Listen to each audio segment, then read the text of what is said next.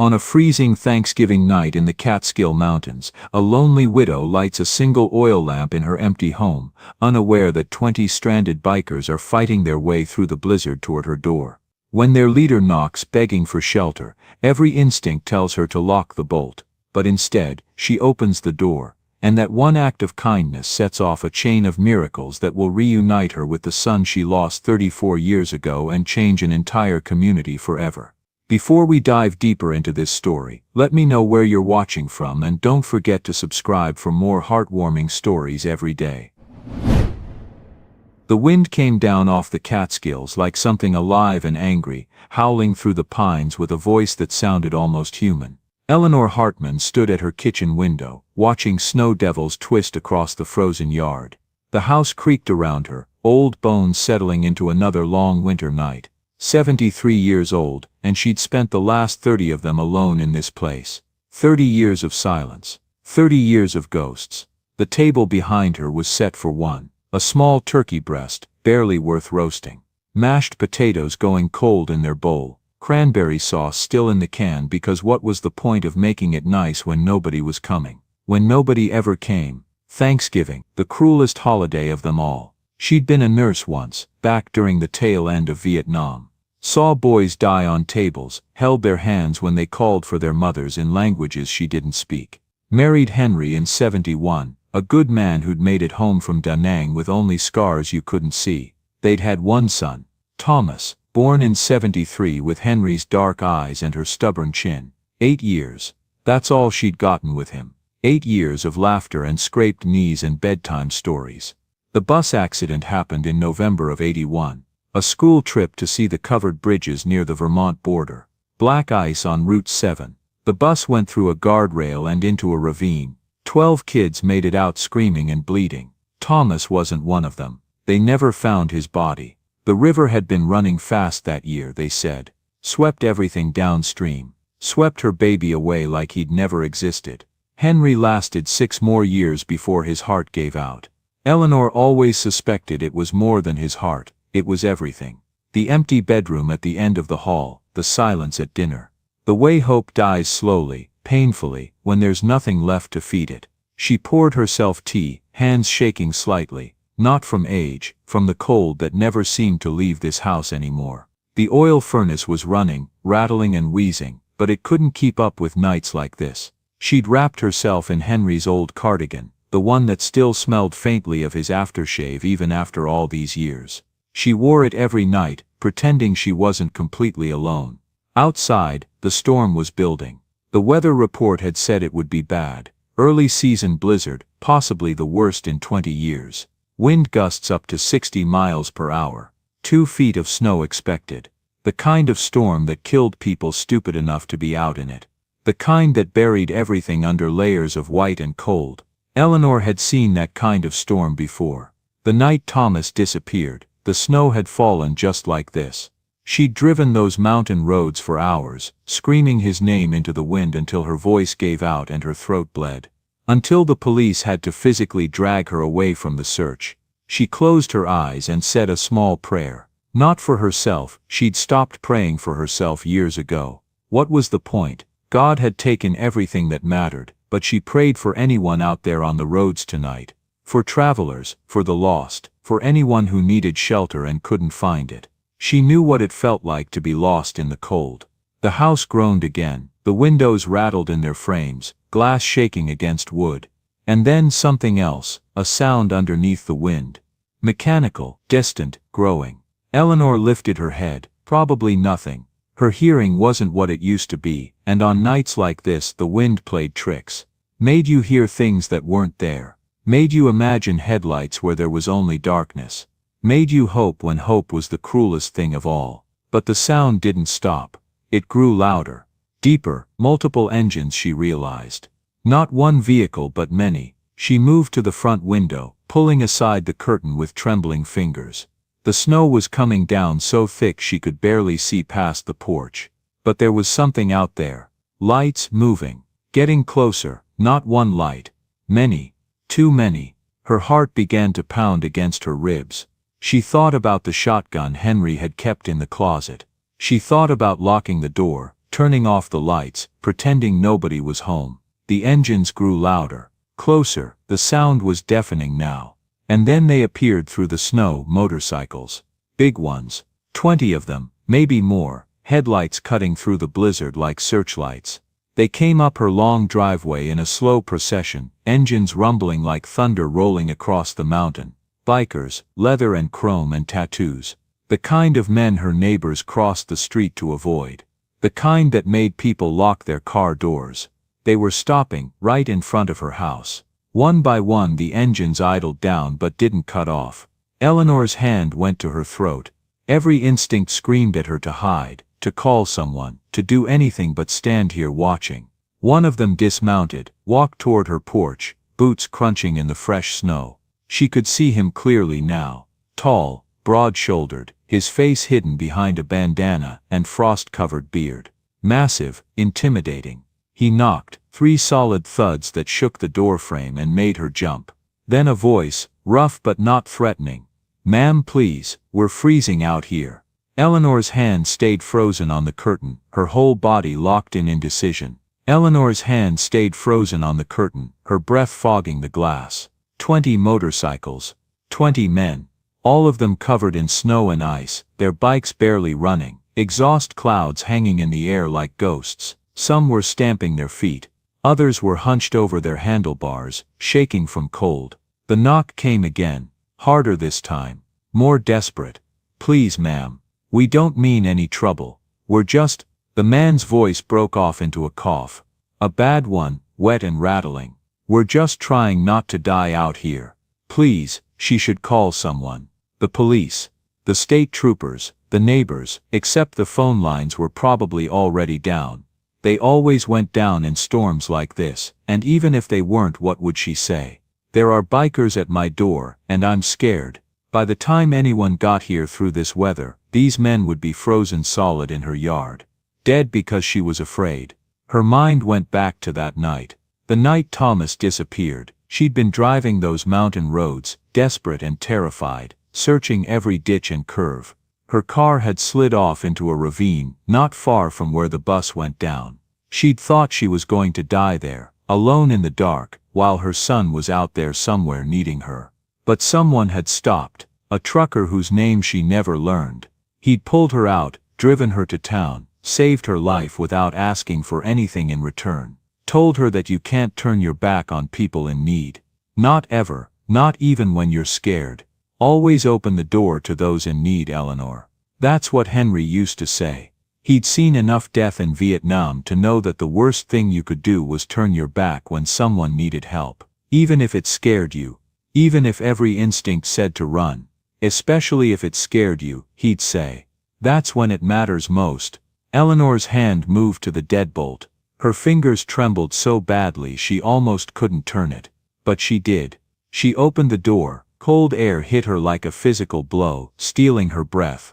The man on her porch was massive, 6'3", maybe 6'4", with ice crusted in his beard and eyebrows.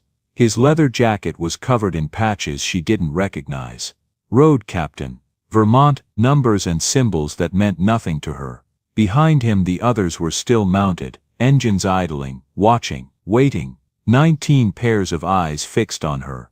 "Thank you." The big man's voice was hoarse, raw from the cold. "Thank you so much. You have no idea." She stepped aside. "Get in. All of you, before you freeze to death out there." He turned and waved. One by one the engines cut, and suddenly the night was quieter, just wind and the creak of leather as 20 men dismounted and trudged toward her porch. They moved slowly, stiffly, like their joints had frozen in place. They filed in like soldiers, quiet, respectful, stomping snow off their boots before crossing her threshold. They were younger than she'd expected. Most of them in their 30s or 40s, a few older, gray in their beards. One kid who couldn't have been more than 25, his face pale and pinched with cold, lips almost blue. The last one through pulled off his helmet. Gray beard, deep-set eyes, a scar running from his temple to his jaw. Military bearing. He met her gaze and nodded once, slowly, with something like respect in his eyes. "Name's Jacob, ma'am. These are my brothers." He gestured to the others crowding into her small living room. We're heading down to a Thanksgiving run in Pennsylvania. Charity event. Didn't think the storm would hit this hard this fast. Weather service said it wouldn't reach us until midnight. You should have stayed off the road entirely. Eleanor closed the door behind them, sealing out the wind. The sudden quiet was almost shocking. Yes, ma'am. You're absolutely right about that. Jacob looked around her small living room, at the 20 men now crowding every available space, dripping melted snow onto her floors. We won't be any trouble, we just need to warm up, maybe wait out the worst of it. Soon as it's safe, we'll be gone. You won't even know we were here.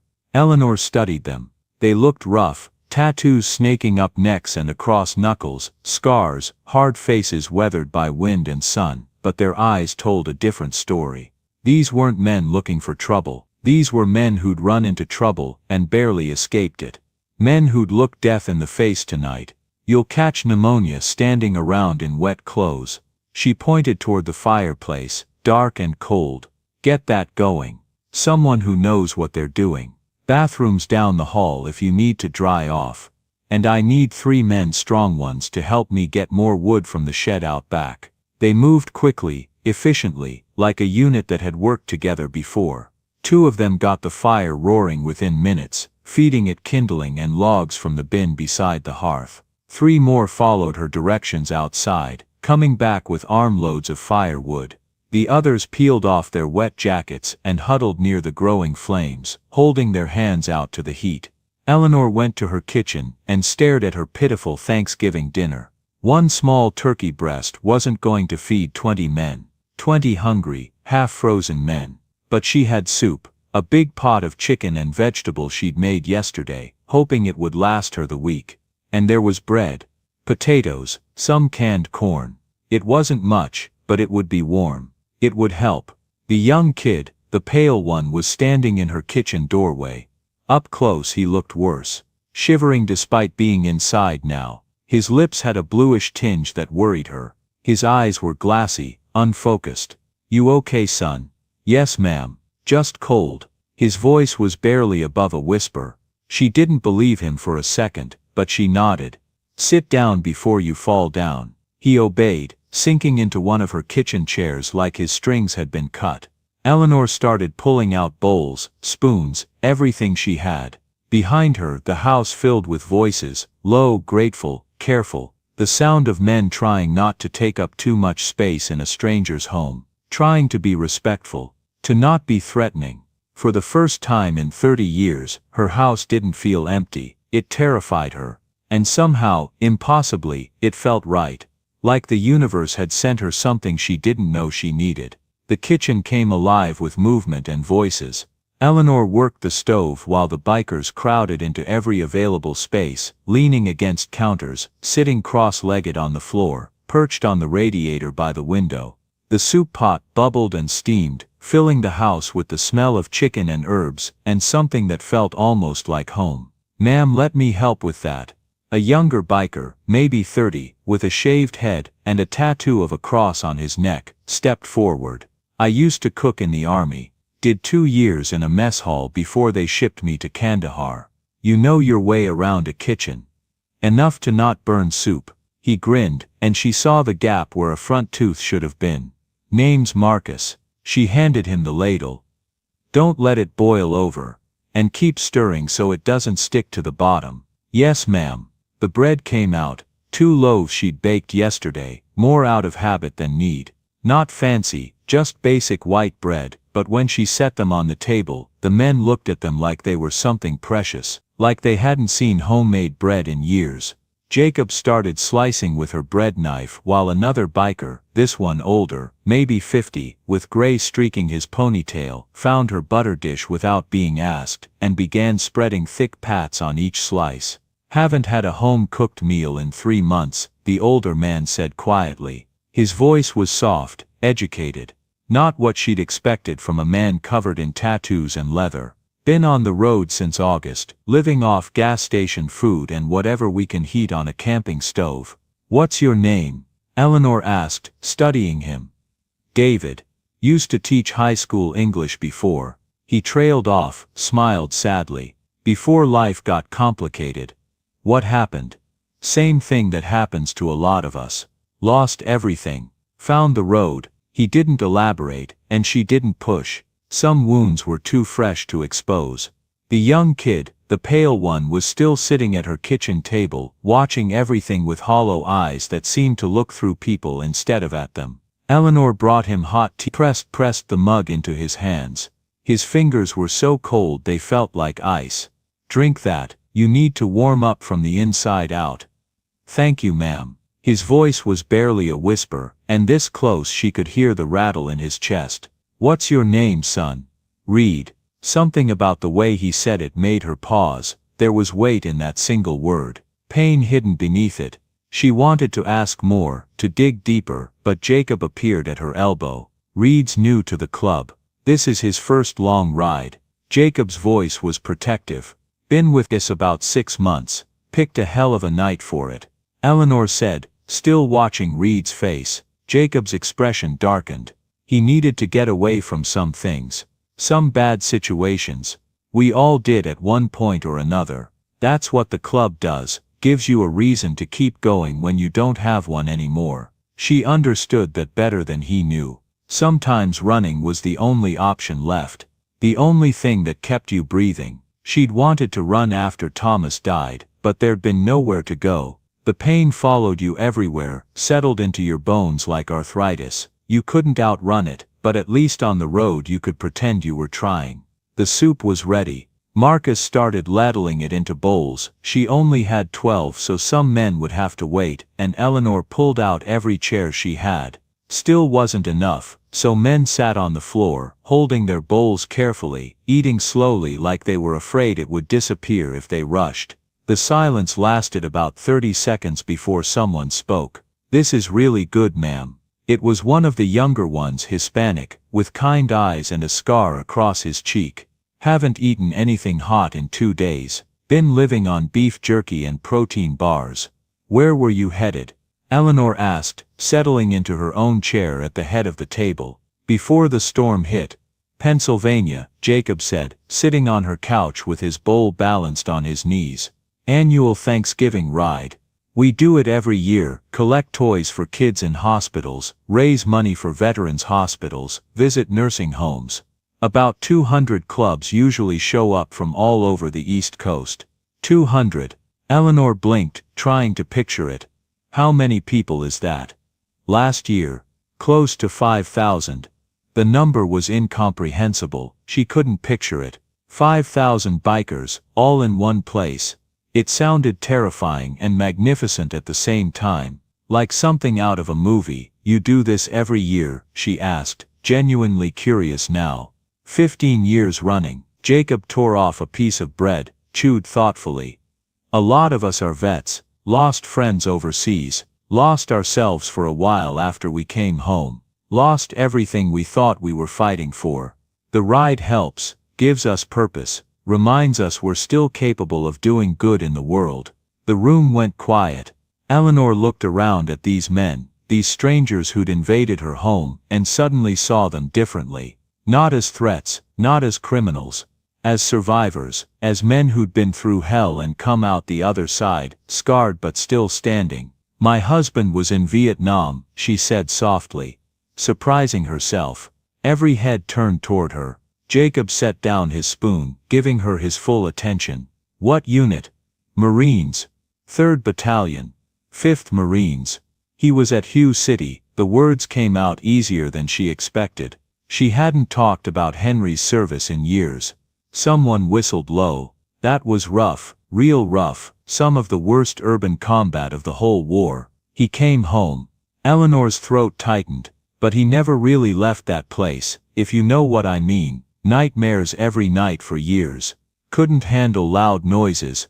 Couldn't be in crowds. Some days he'd just sit on the porch and stare at nothing for hours. They knew. She could see it in their faces. The nods. The way some of them looked away. The recognition of something they all carried. I was a nurse, she continued. Stationed at a field hospital in 69 and 70. I saw boys younger than you. She gestured to Reed. Die on tables because we couldn't stop the bleeding fast enough. Boys calling for their mothers. Boys who'd never get to go home. Boys who should have been in college or working their first jobs, not bleeding out in a jungle halfway around the world. Marcus set down his bowl carefully. "Thank you for your service, ma'am. Seriously. Not enough people say that to the nurses. You saved a lot of lives." It surprised her, that gratitude. She'd never thought of what she did as service. Just work. Just trying to keep people alive in an impossible situation. Just trying to do something good in the middle of all that death and chaos. "We had a son," she heard herself say. The words came out before she could stop them, pulled by the unexpected intimacy of the moment. Thomas. He'd be 38 now if he'd lived. He used to talk about getting a motorcycle when he grew up. Wanted to ride across the country, see everything. The Grand Canyon. The Pacific Ocean, all of it. The room went completely still, even the fire seemed to quiet. "What happened to him?" David asked gently, his teacher's voice soft with compassion. "Bus accident. He was 8 years old. They never." She stopped, swallowed hard against the lump in her throat. "They never found him. The river took him. That's what they told me. The river was running fast and it just took him away from me." Reed made a small sound, almost like a whimper. Eleanor looked over and saw tears tracking down his pale face. He wasn't the only one. Marcus was staring at his soup like he could see something terrible in it. Another biker, younger, with a baby face despite the beard, had his head bowed, shoulders shaking slightly. "I'm sorry," Jacob said. And his voice was rough with emotion. "No parent should have to lose a child. No parent should have to go through that. No." Eleanor wiped her eyes with her sleeve, the old familiar grief rising up. "No, they shouldn't. But it happens anyway. And you either keep living or you don't. I kept living because Henry needed me. And after Henry died, I kept living because I didn't know what else to do." The moment stretched heavy and sacred. Then someone cleared their throat, and the spell broke gently. Conversation started again. Quieter now, more personal. Men began sharing their own stories, their own losses, their own reasons for being on the road. The Hispanic biker was named Carlos. He'd lost his daughter to leukemia 3 years ago, 9 years old. Still rode with her photo tucked in his jacket pocket, wrapped in plastic to protect it from rain. He talked to her every day, he said. Told her about the places he saw, the people he met. Marcus talked about his deployment to Iraq. The friends who didn't come home. The ones who came home in pieces. The guilt that ate at him every day. Survivor's guilt, the therapist had called it. Why did I live when they died? What makes my life worth more than theirs? David mentioned his divorce, losing his house, his job, his pension, everything he'd spent 20 years building. The motorcycle club had saved his life when he was standing on a bridge at 2 in the morning, ready to jump. A group of bikers had stopped, talked to him for 3 hours, and when the sun came up, they'd given him a choice. Jump or ride with us and see what happens. He'd chosen to ride. Each story landed like a stone in water, ripples spreading outward, touching everyone in the room. Eleanor listened, not judging, just being present. These men had been through hell in different ways, but they'd survived. They'd found each other, made a family out of broken pieces and bad decisions and second chances. Why do you do it? She asked Jacob. Why keep riding? Why not just settle down somewhere? Get regular jobs? He thought about it, rotating his coffee mug in his large hands. Because when you're on the road, you're free. The past can't catch you, the future hasn't happened yet. There's just you, the bike, and the next mile. It's the only peace some of us ever get. The only time our brains shut up and let us just exist. Eleanor understood that more than he knew. She'd spent 30 years trying to outrun grief and failing every single time. Maybe that was the difference. These men knew grief was always going to be there, riding pillion behind them. They just refused to let it be the only thing. Refused to let it define them completely. Reed coughed, a wet, rattling sound that made everyone look up sharply. You okay, kid? Marcus asked, concerned now. Yeah, just, Reed coughed again. Harder this time. His face went from pale to gray. Eleanor was moving before she consciously decided to.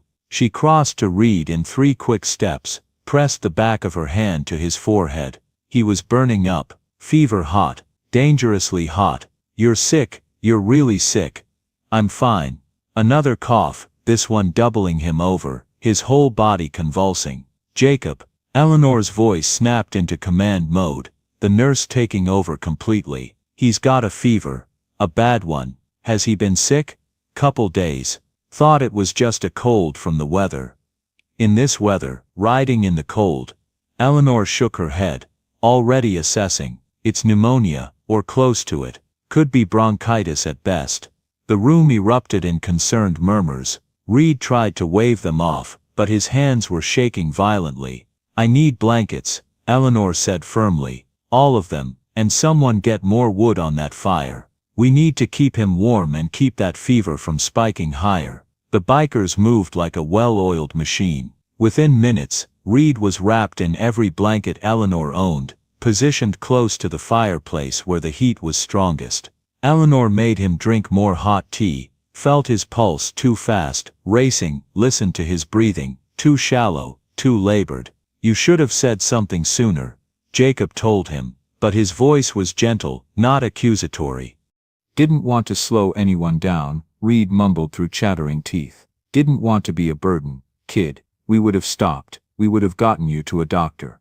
I know, that's why I didn't say anything.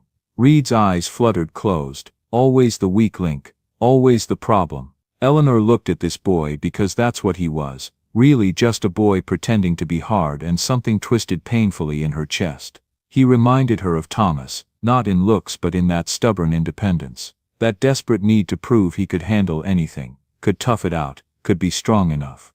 You're staying right here tonight, she said firmly, using her nurse voice. All of you, that storm isn't letting up anytime soon, and he needs rest and warmth and monitoring. If that fever spikes higher, we'll have real problems. Nobody argued, they just nodded, accepting her authority in her own home. As the night deepened and the fire crackled and cast dancing shadows on the walls, Eleanor realized something strange. For the first time since Henry died, since Thomas died, her house felt like a home again, full of voices and warmth and life and purpose. It scared her how much she'd missed this. Scared her how easily she'd accepted these strangers. Scared her how much it was going to hurt when they left. The fire cast dancing shadows on the walls, making everything look dreamlike and unreal. Most of the bikers had settled into whatever space they could find, some on the couch, others on the floor with rolled-up jackets as pillows, a few leaning against walls with their arms crossed. Reed was asleep near the hearth, his breathing rough but steady, his face still too pale but not as gray as before. Eleanor sat in Henry's old chair, wrapped in a quilt that smelled like mothballs and memories, watching these strangers who'd become something else. Not quite guests, not quite family, something in between, something she didn't have a word for. Tell us about him. David's voice came from the darkness near the bookshelf. He was sitting cross-legged with a cup of coffee steaming in his hands. Your son, if you want to, only if you want to. She didn't want to.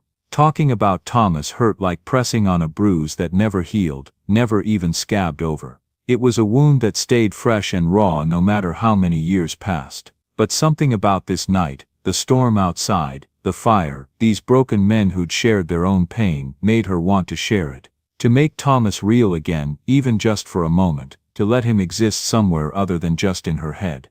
He was stubborn, she said, her voice soft and distant. God, he was stubborn. If you told him he couldn't do something, he'd do it just to prove you wrong. Just to show you that you didn't know everything. Carlos chuckled quietly. Sounds familiar, sounds like half the people in this room. He loved animals. We had this old barn cat, meanest thing you ever saw. Scratched everyone who tried to pet it. Drew blood, but Thomas would sit out there in that barn for hours just talking to it. Reading books out loud. Eventually that cat followed him everywhere like a dog. She smiled at the memory, seeing it clearly. Henry used to say Thomas could make friends with a rattlesnake if he tried hard enough. What did he look like? Marcus asked from his spot by the window.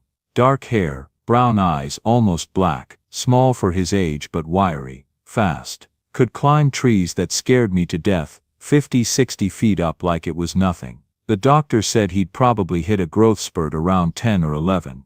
Her voice cracked slightly. The last thing I said to him that morning was be careful. He said, I'm always careful, Mom. And then he kissed my cheek and got on that bus. And that was it. That was the last time I saw my son alive. The silence stretched like taffy, sticky and uncomfortable. Someone shifted position, leather creaking. The fire popped, sending sparks up the chimney. The worst part, Eleanor continued, needing to say it out loud, was not knowing, not having a body. They found 11 bodies from that bus. 12 kids survived with broken bones and head trauma. But Thomas, nothing. Not a shoe, not a piece of his backpack, not even a thread from his jacket. The river took him, they said, swept him away like garbage. But without a body, without proof, without something to bury, there was always this. She pressed her hand to her chest, over her heart. This hope that maybe they were wrong. Maybe he was out there somewhere, lost, confused, waiting for me to find him, waiting for me to be a good enough mother to track him down. That kind of hope will kill you, Jacob said quietly, knowingly. That kind of hope is worse than grief sometimes.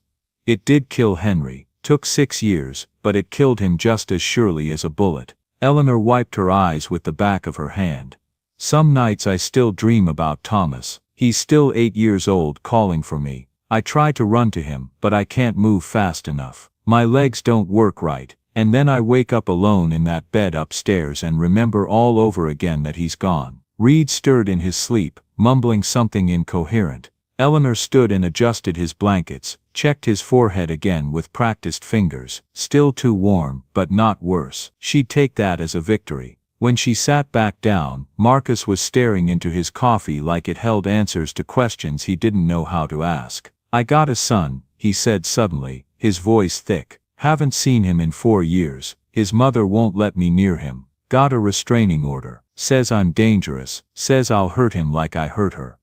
Did you? Eleanor asked directly. Hurt them? Never laid a hand on either of them. Never. Marcus looked up, eyes glittering with unshed tears. But I did 3 tours. Iraq and Afghanistan. Came back different, angry all the time. Couldn't sleep, couldn't be in crowds. Started drinking to make the noise in my head stop. One night I got drunk and put my fist through a wall, not near them, just the wall, and she packed up and left. Filed for divorce. Took my boy. Can't blame her. I was a mess. I was dangerous, just not in the way she thought. You could try again, Eleanor suggested gently, to see him. People change. Courts understand that. Tried. Court says no. I got a record now. Bar fight, drunk and disorderly, resisting arrest. System doesn't care that I'm sober now. 3 years sober. Doesn't care that I miss him so bad I can't breathe sometimes. Doesn't care that I lie awake at night wondering if he remembers me, if he hates me, if he's better off without me.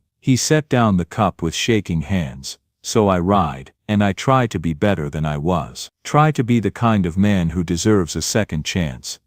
David spoke next, his teacher's voice measured and sad. I taught Romeo and Juliet for 15 years. Every year same play, same themes, love and hate, and stupid decisions made by people who should know better. Then my wife left me for another teacher.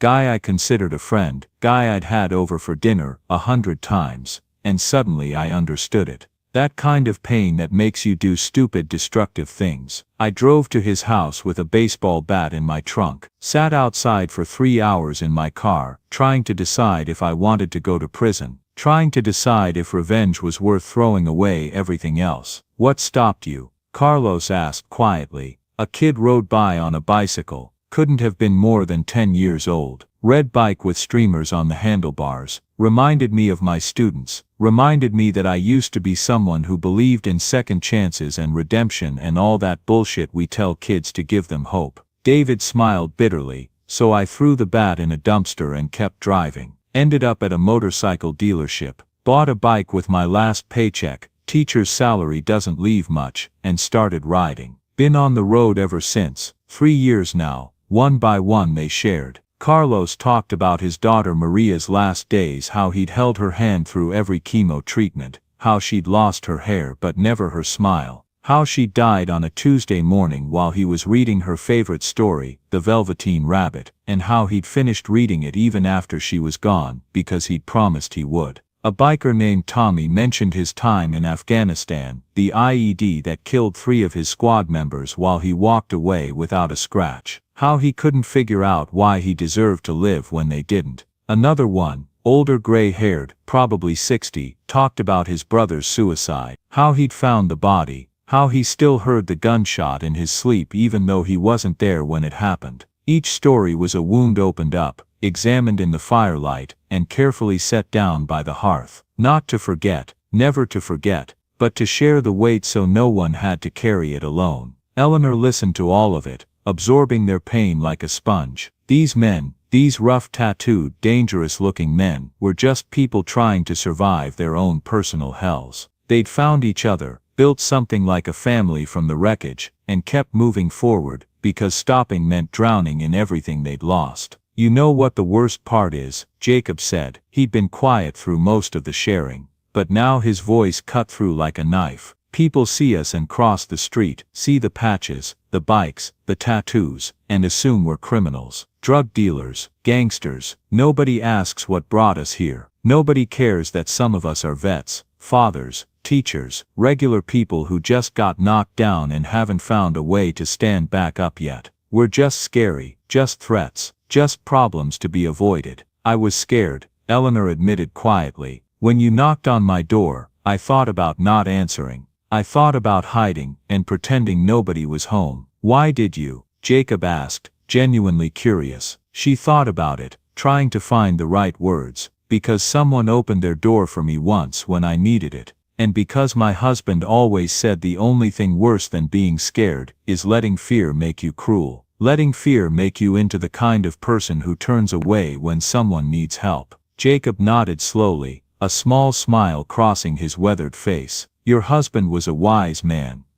He was. Eleanor looked around at all of them, seeing them clearly now. He would have liked you all. He always said the best people are the ones who've been broken and put themselves back together. The ones who know what it's like to fall and still choose to get back up. Reed coughed again, a deep rattling sound that filled the quiet room. His eyes opened briefly, unfocused and glassy with fever. Mom, he mumbled, his voice small and childlike. Mom, I'm cold, I'm so cold. Eleanor froze, everyone froze. The word hung in the air like smoke, impossible to ignore. Reed's eyes fluttered shut again, his breathing evening out. Just a fevered dream, just delirium. But the word hung there. Marcus cleared his throat awkwardly. Fever's making him confused, making him see things that aren't there. Yeah, Eleanor said quietly, but her hands were shaking as she pulled the blankets tighter around Reed's thin shoulders. Because for just a second, when he'd said that word, she'd felt something she hadn't felt in 30 years. Hope. Dangerous, terrible, devastating hope.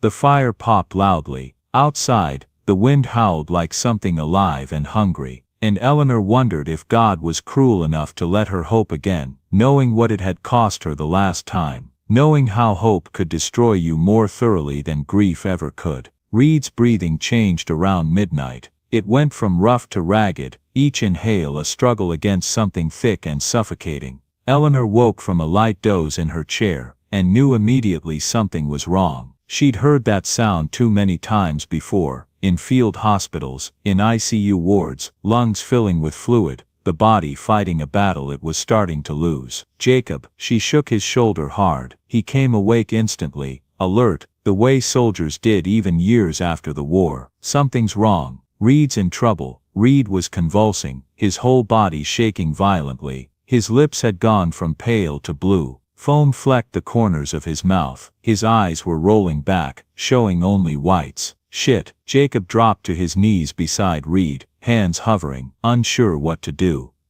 Reed, can you hear me? Come on kid, stay with us. The kid's eyes rolled back further. His breathing turned to desperate gasps, like drowning on dry land. Eleanor's training kicked in, 30 years old but still there, hardwired, muscle memory, from 1,000 emergencies in Vietnam and hospitals and her own home. On his side, now, he's aspirating. Roll him or he'll choke. Marcus helped roll Reed over onto his side, Fluid leaked from his mouth, clear and viscous. His chest heaved, fighting for air that wouldn't come easily. "He needs a hospital," David said, his voice tight with panic. "He needs real doctors, real medicine."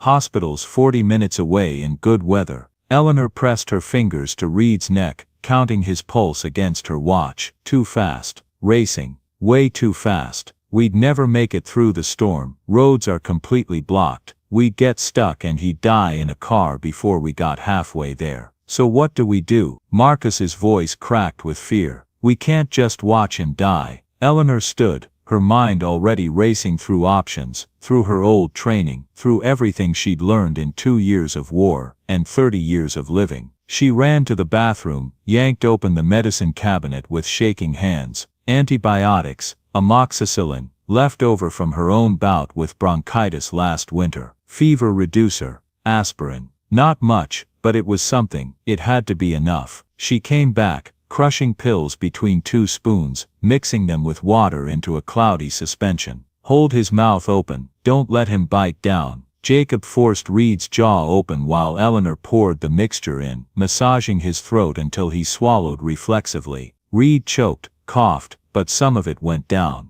It had to be enough. "We need steam, lots of it. Someone fill the bathroom sink with hot water, as hot as it'll go. Fill the tub, too." She pointed at Carlos. "You more blankets, all of them. From upstairs, from closets, I don't care. We have to keep his core temperature stable, or his organs will start shutting down." They moved like a crisis response team, years of military training kicking in for most of them. Within minutes, the bathroom was full of steam, thick and hot and humid. They carried Reed in carefully, propped him up against the wall so the moisture could reach his lungs, open them up, help him breathe. Eleanor sat beside him on the cold tile floor, one hand on his wrist monitoring his pulse, the other on his forehead. His skin was like fire, burning her palm. "Come on, son," she whispered, her voice fierce. "Stay with us, stay with me. You don't get to die in my house. You don't get to give up now." His eyes opened,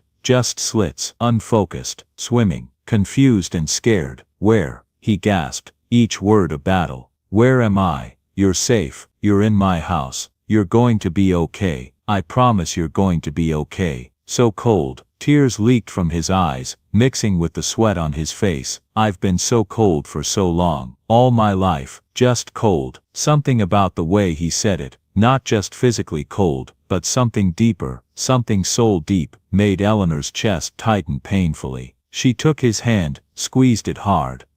"I know, baby, I know you have, but you have to fight now. You hear me? You have to fight. I need you to fight." He stared at her, and for a moment his eyes cleared slightly. He looked at her like he was seeing something he'd forgotten existed, something he'd lost a long time ago and given up hope of finding. "You look like her," he whispered, his voice barely audible over the running water. "Like who, honey?" "The lady in the snow, the one who saved me when I was little." His eyes started to close again. "I was so little, so scared, and she picked me up and told me everything would be okay. Told me I was safe, that she had me." Eleanor's heart stopped completely. Her hand tightened on his until her knuckles went white. Reed, when was this? How old were you?" But he'd slipped back under, lost to fever dreams again, his breathing still labored but slightly better in the steam. Marcus appeared in the doorway, his face pale. "How is he?" "His fever's breaking, slowly." Eleanor checked her watch with shaking hands. The medicine was working, slowly, too slowly, but working.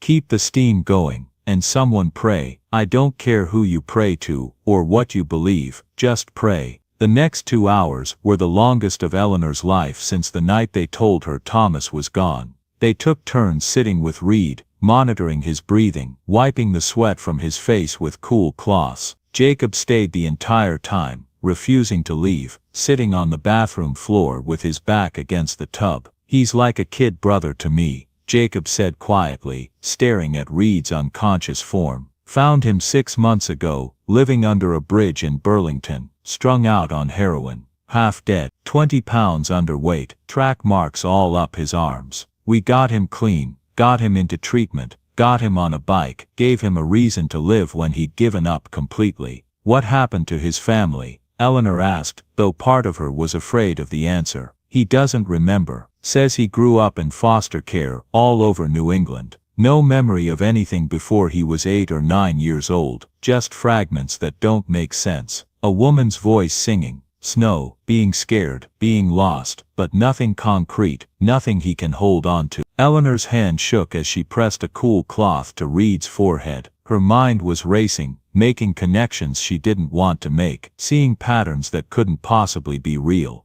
8 years old, snow, a woman, lost. No, it was impossible. Coincidences like that didn't happen outside of television movies. The world wasn't that small, fate wasn't that cruel, or that kind. Reed's breathing steadied gradually, the blue faded from his lips, replaced by a healthier pink. His chest rose and fell in a more natural rhythm, less desperate. I think he's through the worst of it, Eleanor said finally, her voice hoarse. The fever's down to 101, still too high, but not dangerous anymore. Jacob exhaled hard, his shoulders sagging with relief. Thank God. Thank you. You saved his life. Don't thank me yet. He needs real medical care once this storm clears. Chest x-rays, real antibiotics, maybe IV fluids. We'll get him there. I promise. But Reed was sleeping now, really sleeping, not unconscious. And Eleanor sat there in the steam-filled bathroom, holding this stranger's hand, her mind spinning with impossible thoughts about boys and snowstorms, and mothers who never stopped searching, and coincidences that might not be coincidences at all. Morning came slow and pale through the windows, the kind of light that follows a storm,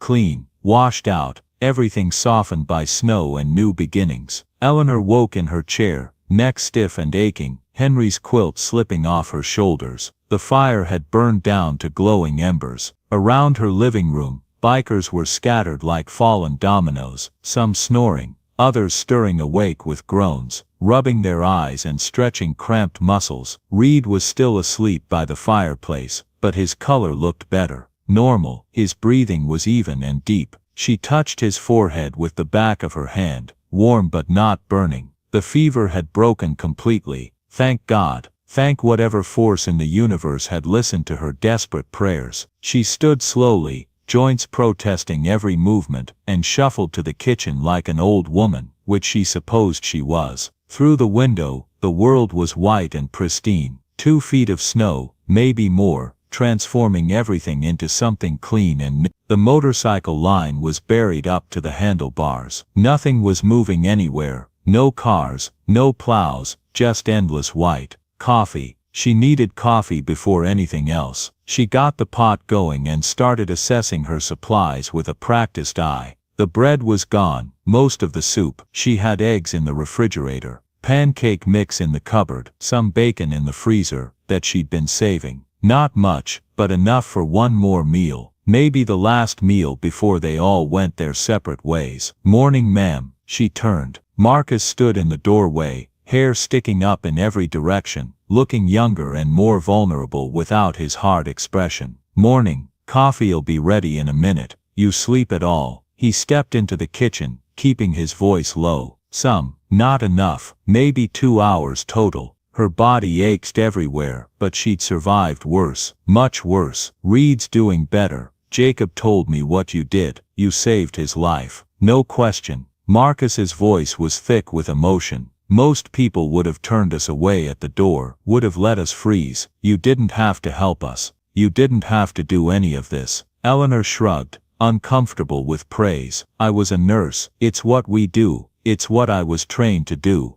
No, Marcus shook his head firmly. Most people would have been too scared, would have seen the leather and the bikes, and decided we weren't worth the risk. You didn't do that. You saw people who needed help and you helped. That's not training. That's character. I'm just a lonely old woman who got lucky last night. Eleanor poured 2 cups of coffee, handed him one. I haven't had this many people in my house since before everything fell apart. It felt good, even under the circumstances. Even being scared half to death, it felt good to be needed again. He took the cup, studied her over the rim, with eyes that had seen too much. You're a good person, Mrs. Hartman. A genuinely good person. World needs more of those. The world needs more people who help instead of looking away. She smiled sadly. That's all I did.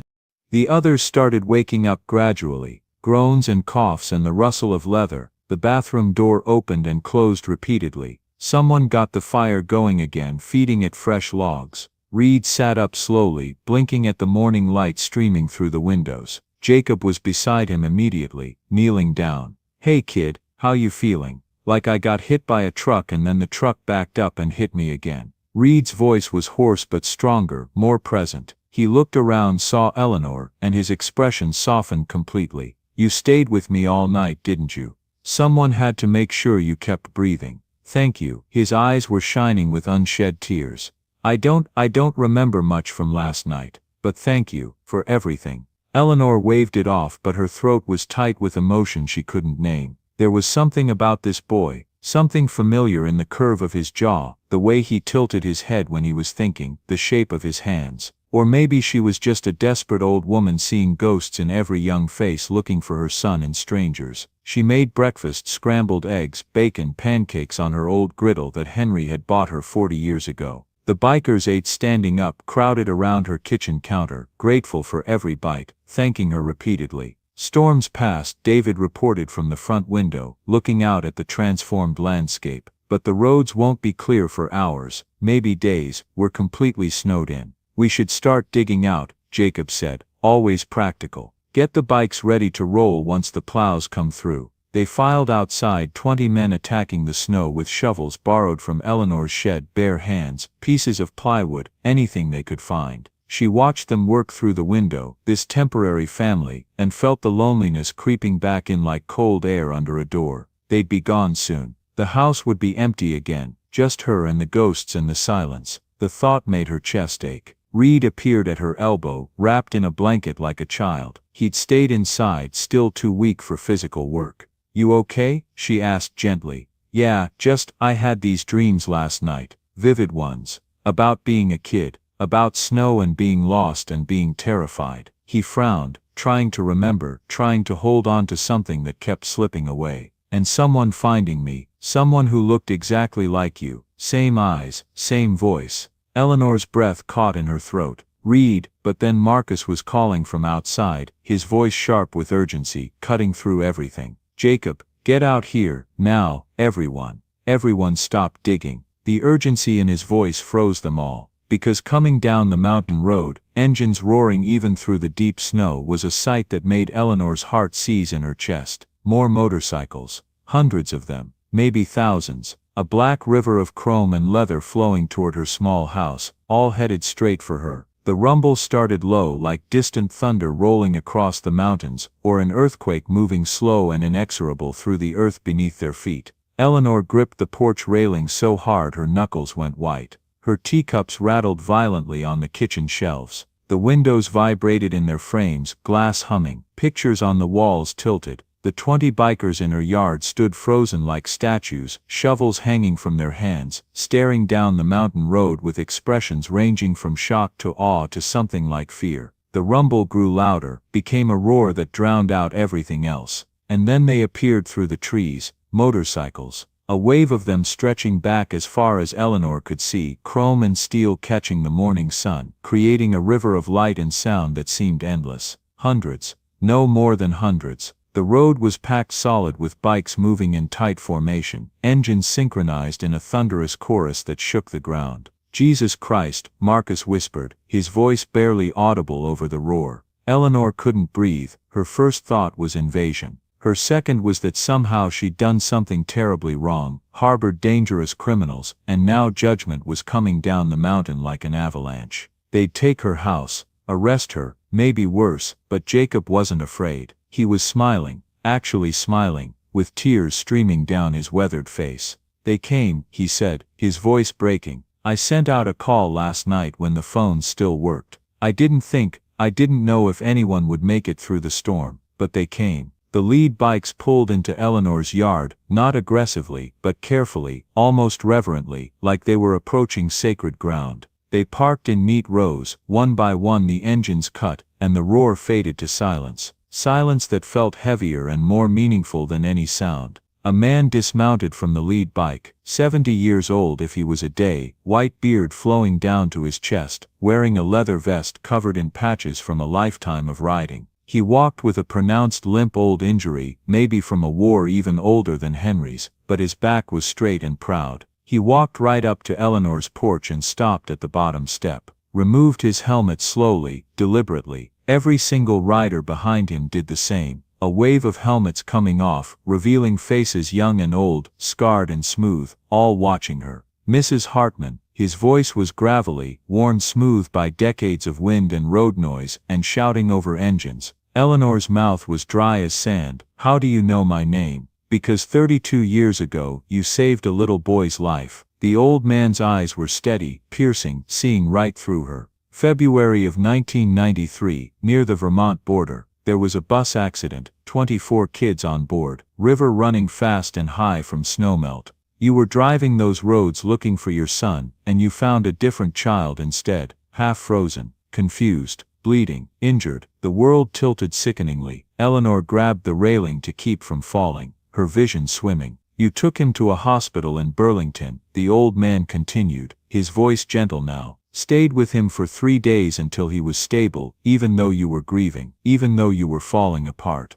The state came for him, put him in foster care because nobody could figure out who he belonged to. He had no memory, no ID, no family claiming him. Just one thing he remembered clearly through all the trauma, a woman in a red coat who pulled him out of the snow and told him everything would be okay. Eleanor's hand went to her throat. She'd blocked out that night. Too painful, too wrapped up with losing Thomas, too much failure and grief all tangled together. But now it came flooding back like ice water. The boy by the side of the road, stumbling through snow, hypothermic, bleeding from a head wound. She'd thought he was Thomas at first, in that terrible moment of hope and desperation. But it wasn't her son, just another lost child on the worst night of her life. I forgot about him, she whispered, shame washing over her. God forgive me, I forgot. I was so wrapped up in my own grief that I forgot that child existed. You didn't forget. The old man's voice was gentle, understanding. You were drowning in your own grief. Nobody blames you for that. You just lost your son. You were barely surviving, but that boy never forgot you. Never forgot the woman who saved him. Grew up in the system, bounced around foster homes, 7 of them, aged out at 16, ended up on the streets, and when he was at his lowest, at his absolute bottom, someone helped him. One of us, one of our brothers. He turned and gestured to the massive crowd behind him, 1,000 faces staring back at her with expressions of respect and something like reverence. We're all someone's lost boy, ma'am. We've all been pulled out of the snow by somebody at some point. We've all been saved by someone who didn't have to care but did anyway, and when Jacob put out the call last night, said you'd opened your door to 20 freezing strangers in the middle of a blizzard, said you'd saved Reed's life, even though you had every reason to be afraid of us. Every chapter within 500 miles dropped what they were doing and rode through the night to get here, to be here for this moment. Eleanor shook her head, not understanding, not able to process what he was saying. I don't understand. Who is Reed? What does this have to do with? The old man smiled, sad and sweet, and full of emotion. You really don't recognize him, do you? Even after spending all night with him? Reed stepped forward slowly, still wrapped in the blanket, his face pale but his eyes clear and focused. His hands were shaking.